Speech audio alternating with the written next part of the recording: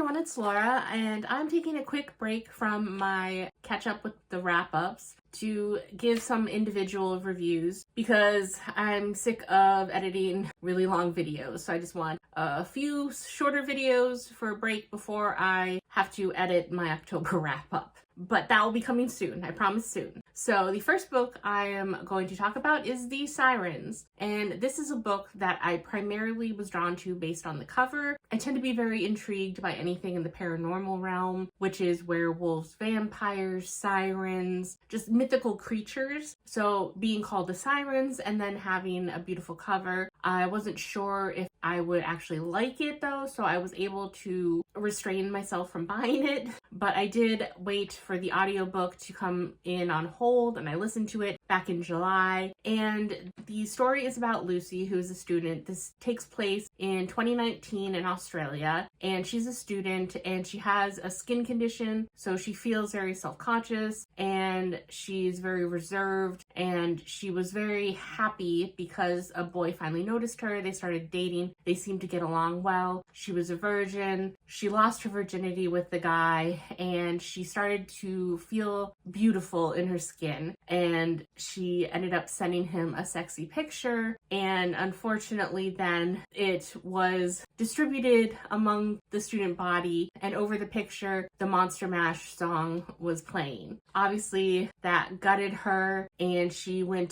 to school administration and to people that she thought she could trust, and no one was willing to do anything because when they asked the boy she was dating, he said that he didn't know how it happened. And I think his parents were influential in the school, if I remember correctly, or school or the community. And so basically he got away scot-free, even though he was the only one that she sent it to. He claimed that, well, someone must have hacked my phone. So everyone just looked at her and knew, and that devastated her. I think she was supposed to be a college student, if I remember correctly. I don't remember if it was like a high school boarding school or college. I think college, but she was devastated by it, and she wanted some justice, but it seemed clear that she wasn't going to get any. So this all happened basically right at the beginning of the story, and one of the first chapters is her waking up from a dead sleep, and she's in his room, she's straddling him, and she's choking him. So she freaks out because she has no memories of sleepwalking or being violent in her sleep, and obviously he's freaking out because he's woken up at that point, and she knows how this looks. A jilted ex-girlfriend trying to get revenge one way or another. So she runs out of there, and then she's freaking out and she doesn't know what to do, and she's scared that the administration's obviously not going to listen to her again since they did nothing with her before. And she doesn't want to involve her parents because she's afraid that she'll get kicked out, and she doesn't want to disappoint them. And so she immediately thinks of her older sister Jess, who lives in New South Wales along the coast, and she's like, maybe she'll have some input or a better idea of how to handle this. So she basically immediately flees and starts driving to get to her sister's, and now it's quite a ways away. She ends up having to stay at a hotel overnight on the way there, and then she arrives at her sister's cottage. Now the thing is that on the way there she has a fitful night's sleep, and she starts having these weird dreams about two sisters, Mary and Eliza, and they are from 1800 and they're in Ireland, and something happens where they are basically arrested and they're sent on a prison ship from Ireland to Australia. So having read these types of historical fiction books before where it's kind of a dual timeline, I immediately assume that Mary and Eliza are probably somehow tied to Lucy, but I wasn't sure how. And so obviously that's part of the mystery of seeing how these timelines correspond to each other and are tied together by the end of the book. So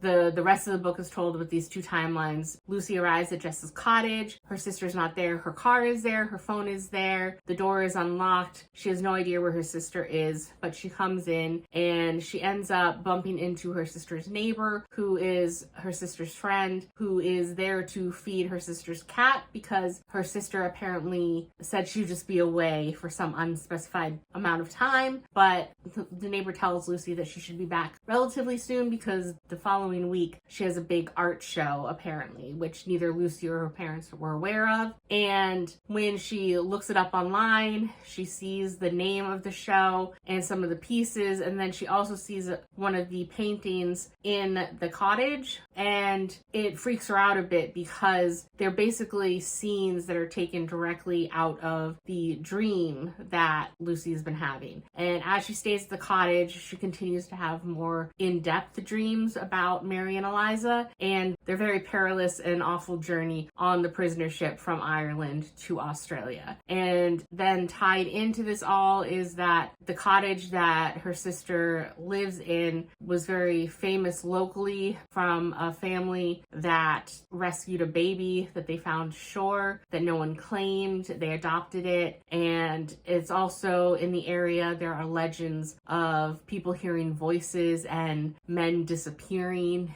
and it's just an area full of local lore. So Lucy's learning all about this and trying to find out more about the paintings and trying to figure out more where her sister went. And meanwhile, she learns more about her sister that she wasn't aware of beforehand. And overall, I am happy that I gave this book a chance. While the dual timeline historical fiction aspect used to really be my thing, it hasn't been something that's really clicked with me in recent years, but this situation worked all right for me. The only thing is that the pacing was very slow. I think part of that was to build tension, and with the dual timelines, obviously just as you get sucked into one, you switch to another. And I was interested in learning more about Mary and Eliza and what happened, because you have to wait a while to figure out what they did where they were sentenced to this punishment, and then what the outcome of their journey is. And then with Lucy, you have to wait to see what her dreams are and why Jess seems to share these dreams in some way. You have to figure out where Jess went to, when she'll be coming back, and hopefully what Lucy's going to do going forward. And the pace, it didn't really build any of the tension for me. It was more, I don't know if that's just in this day and age where I need more instant gratification. I don't think so. I think I can handle it if